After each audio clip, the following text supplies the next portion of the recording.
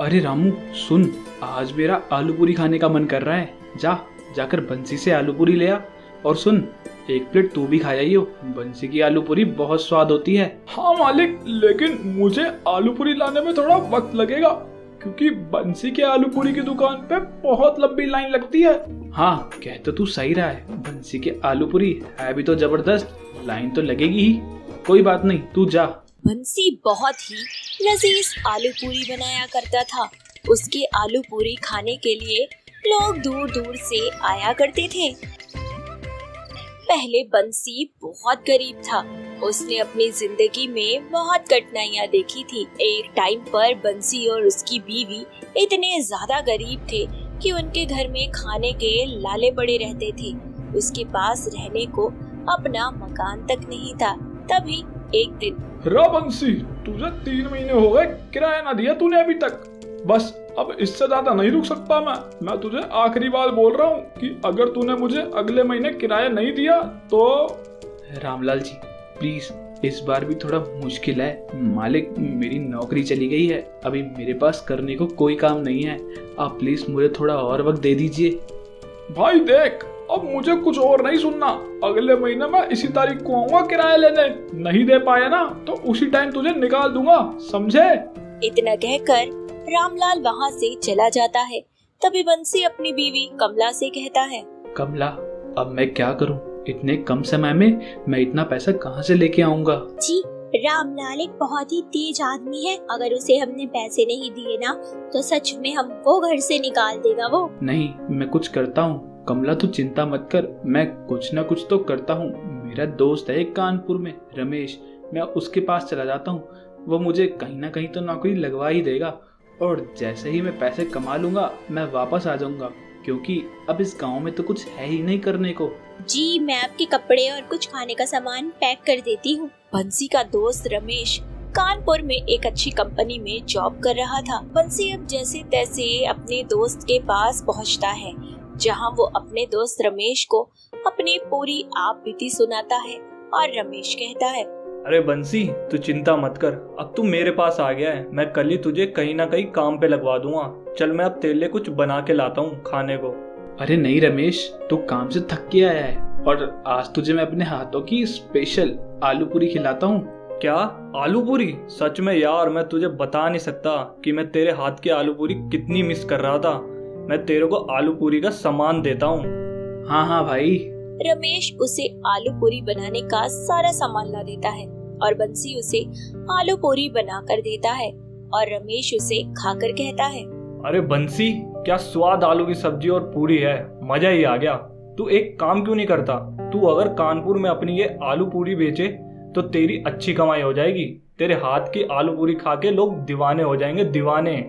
लेकिन ठेला लगाने के लिए तो पैसों की जरूरत है और मेरे पास तो।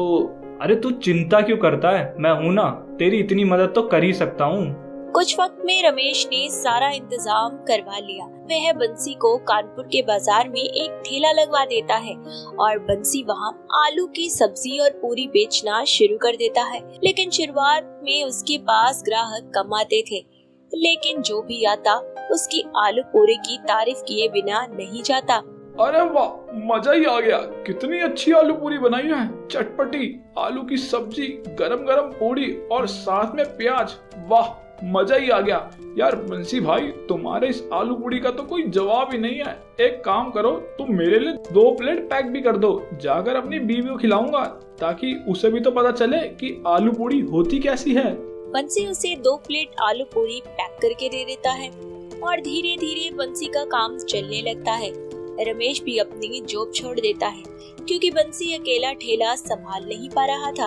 और अब बंसी और रमेश मिलकर पूरी सब्जी का ठेला चलाते थे और बंसी अपने किराए के पैसे भी भिजवा देता है। धीरे धीरे आलू पूरी की बिक्री भी बढ़ने लगती है तो रमेश एक छोटा सा ढाबा किराए पर ले लेता है। सब बढ़िया चल रहा होता है कि एक दिन एक ग्राहक उसके पास आता है और बोलता है, अरे बंसी भैया, सच में तुम्हारे हाथों में तो जादू है यार, मजा ही आ गया आलू पूरी खा के। मेरे बच्चे तो तुम्हारे फैन हो गए हैं। रमेश को यह बात अच्छी नहीं लगती कि जो कोई आए वो बंसी की तारीफ करे। इसी बीच वह खुद से बोलता है, यार मैं भी तो सब्जी पूरी बनाता हूँ, फिर भी लोग बंसी की ही तारीफ करते हैं। मुझे सब बंसी का नौकर समझते हैं, जबकि मैं ही बंसी को यहाँ तक लाया हूँ। कोई बात नहीं, जब यहाँ तक मैं लाया हूँ तो नीचे भी मैं ही गिराऊंगा। रमेश के मन में अब लालच आ जाता है और अगली सुबह जब बंसी आलू पूरी की सब्जी बना रहा होता है तो वह उसमें नमक मिर्ची तेज कर देता है और खुद से कहता है, आज देख बंसी तू, जो लोग तेरी तारीफ करते हैं ना, कैसे थूकेंगे तेरे ऊपर। आज देखता जा बेटा तू। रमेश जैसे ही आलू की सब्जी उठाकर दुकान में रख रहा होता है तो अचानक से उसके हाथ से सब फिसल जाता है और सारी सब्जी गिर जाती है, साथ ही उसका हाथ जल जाता है। तभी बंसी बोलता है, अरे रमेश, तू ठीक तो है? अरे तूने सब्जी कैसे गिरा दी भाई? तेरा तो हाथ भी जल गया है। अरे यार, वो सब्जी ज्यादा गर्म हो गई थी, मेरे हाथ जलने लग गए थे तो मेरे हाथ से छूट गई। कोई नहीं, अब अपने पास तो और आलू की सब्जी का सामान भी नहीं है, तो आज ढाबा बंद ही रखते हैं और मैं घर जाके तेरे हाथ पे मलहम लगा देता हूँ। चल। रमेश की चाल उस पर ही उल्टी पड़ जाती है, लेकिन अभी भी वह मानता नहीं है। उसके मन में बंसी के खिलाफ नफरत बढ़ती जाती है।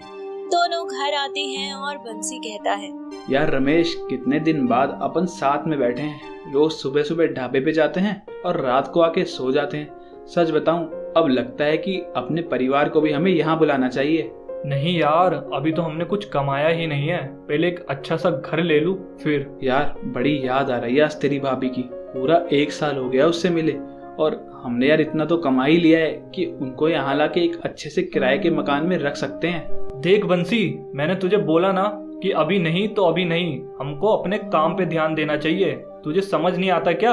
रमेश को ऐसे पहली बार गुस्सा करता देखकर बंसी को थोड़ा अजीब लगता है और रमेश भी वहाँ से उठ के चला जाता है। अगले दिन फिर से रमेश पूरी के आटे में इनो मिला देता है और आटे का खमीर बन जाता है। बंसी जैसे ही पूरी बनाने लगता है तो वह कहता है, अरे यार, ये आटा मुझे कुछ खराब सा लग रहा है। रमेश भाई, यार पूरी तली ही नहीं रही है भाई। नहीं यार, मुझे तो सही लग रहा है, देख 1-2 बार और देख। ना भाई, ये आटा तो फूल गया, इससे अब पूरी नहीं बनेगी। अब हम एक काम करते हैं, आज पूरी की जगह चावल बनाते हैं।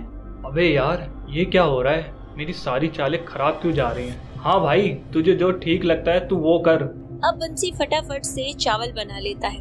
तभी एक ग्राहक आता है और कहता है, सुनो बंसी भैया, 1 प्लेट सब्जी पूरी लगा दो। माफ कीजिए भैया, वो क्या है ना, आज आलू की सब्जी के साथ पूरी नहीं चावल है। बताओ दूं? अरे हाँ भैया, दे दो, जो भी है। बड़ी भूख लगी है और आपके हाथ का बना कुछ भी खा लो, मजा ही आएगा। जी धन्यवाद भैया, अभी देता हूँ। बंसी फटाफट से आलू की सब्जी के साथ चावल उस ग्राहक को देता है और वह आदमी आलू की सब्जी के साथ चावल खाकर उसका दीवाना हो जाता है और बोलता है, यार बंसी भैया, तुम कमाल हो यार, सच में। तुम्हारी तरक्की तुम्हारे हाथों में है और वही चीज है जो तुम्हें यहाँ तक लेकर आई है। जी शुक्रिया, लेकिन मेरी तरक्की का असली हकदार मेरा दोस्त रमेश है। अरे अगर ये ना होता तो मैं कहीं भीख मांग रहा होता, इसी ने मुझे यहाँ तक पहुँचाया है। बंसी की बातें सुनकर रमेश को अपनी गलती का पछतावा होता है और उसे यह जानकर बहुत अच्छा लगता है कि बंसी उसे अपना सब कुछ मानता है और वह उसके साथ इतना गलत करने चला था। शाम को जैसे ही बंसी घर आता है तो रमेश बोलता है, सुन भाई, मुझे माफ कर दे, मेरे से बहुत बड़ी गलती हो गई। क्या हुआ भाई, बता तो। मैं पैसे के लालच और लोगों को तेरी इतनी तारीफ करते देख मैं जल गया था, इसलिए मैंने तेरा बुरा करना चाहा। लेकिन वो कहते हैं ना, अच्छे लोगों के साथ भगवान अच्छा ही करते हैं। लेकिन अब मुझे अपनी गलती का एहसास है, मुझे माफ कर दे भाई। अरे कोई बात नहीं भाई, मैंने तुझे माफ किया। तू मेरा भाई है यार, और ये कामयाबी हम दोनों की है। भाई हम एक दूसरे से क्यों जलें, हम दोनों को एक दूसरे की जरूरत है। हाँ भाई, और अपने परिवार की भी। इसलिए मैंने गांव में अपने परिवार के लिए कानपुर की टिकट भी भेज दी है, कल से वो हमारे साथ ही रहेंगे। यह बात सुनकर बंसी खुश हो जाता है। अगले दिन अपने परिवार को लेने दोनों दोस्त स्टेशन पहुंच जाते हैं और अपने घर वालों से मिलते हैं और खुशी खुशी रहने लगते हैं।